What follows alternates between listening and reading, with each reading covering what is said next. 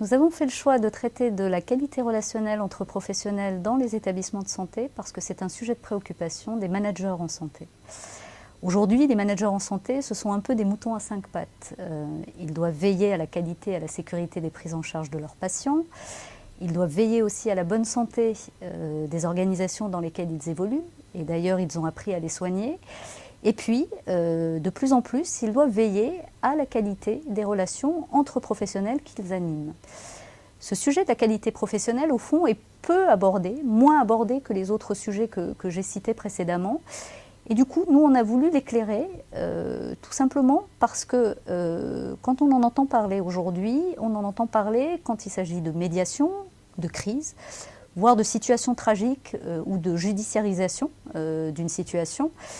Et on a voulu prendre le contre-pied de ces approches-là pour revenir aux fondamentaux de la qualité relationnelle.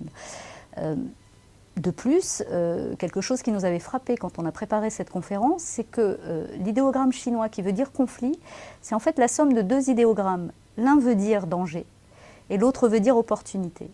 Et du coup, pour nous, la médiation et même le conflit sont plutôt des opportunités de questionner des organisations, des modes de fonctionnement, des coopérations, plutôt que de mettre à l'index des managers ou des agents ou des salariés.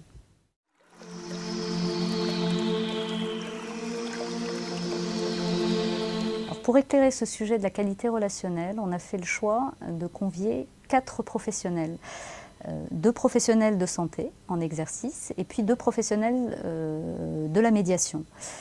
Les 2 professionnels de santé sont le docteur Yves François, qui est chirurgien aux Hospices civils de Lyon et qui est aussi vice-président de la CME des hospices.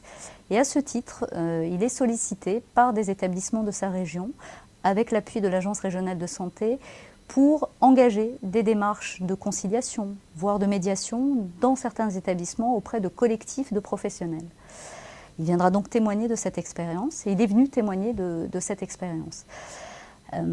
On a eu également à nos côtés Stéphane Michaud, qui est directeur des soins en exercice à Niort et qui est par ailleurs président de l'Association française des directeurs des soins.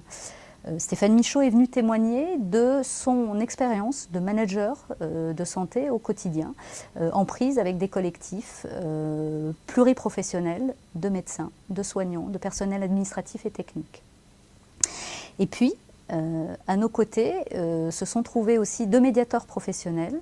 D'une part, Martine Sepieter, qui est médiateur professionnel depuis de nombreuses années et qui a notamment monté et accompagné tout le dispositif de médiation interne entre salariés dans un établissement public de renom et de grande taille et qui est venue tirer les expériences et les enseignements de cette démarche qu'elle a engagée depuis une dizaine d'années.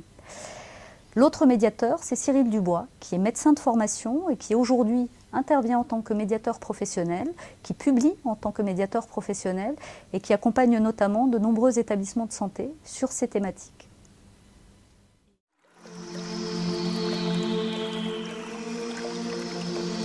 Alors, les échanges ont été riches et nombreux pendant la conférence, tant entre les intervenants qu'entre les intervenants et le public qui a assisté à la conférence.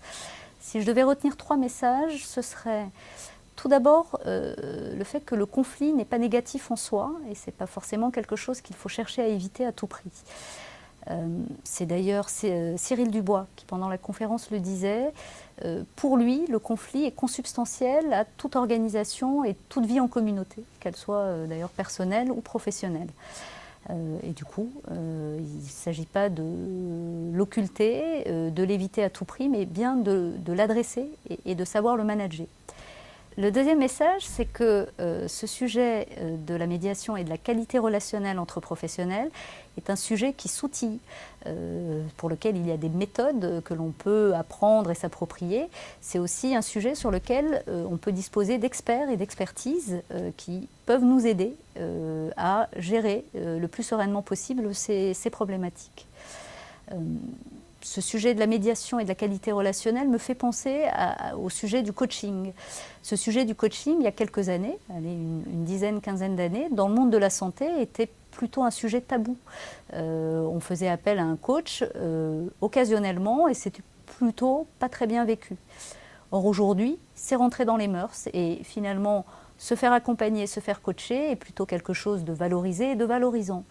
Il n'y a aucune raison pour que ce sujet de la médiation et de la qualité relationnelle ne devienne pas un sujet pour lequel il est tout aussi valorisant et valorisé d'être accompagné quand on est un professionnel de santé. Et puis le dernier message qu'on a envie de faire passer, c'est que les managers en santé, au fond, ont droit à l'erreur et à la maladresse managériale. Ils ne sont pas parfaits et on n'attend pas qu'ils le soient. En revanche, ce qui est important, c'est qu'ils puissent accepter l'échec, accepter la maladresse et pouvoir construire dessus pour en tirer des enseignements et puis progresser.